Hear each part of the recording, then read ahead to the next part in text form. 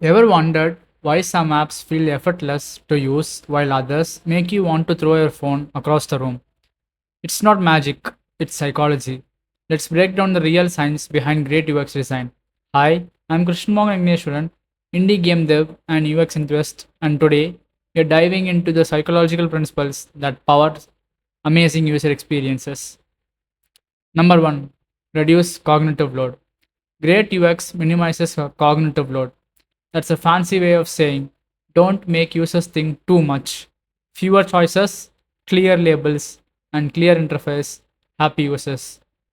Tip: the simpler the path, the faster users reach their goal. Number 2, Hick's Law. Less is more.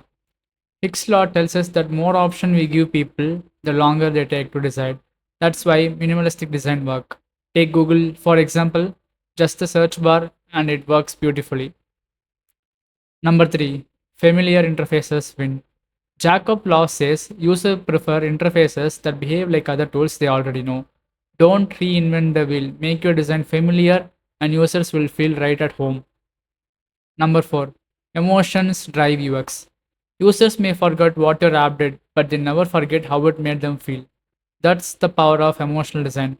Colors, micro animation, even your button copy, all of it matters. Number 5, Zeigarnik effect. Here's a fun one. Users remember incomplete tasks more than finished one. That's why you see progress bar or reminder bar to complete your profile. It creates a loop that you use keep users engaged. So, what makes great UX? It's not just design skills, it's psychological instinct. Understanding how people think is the key to building innovative, memorable experiences. If you learned something new today, drop a like, subscribe, and hit the bell icon. Want to support more content like this?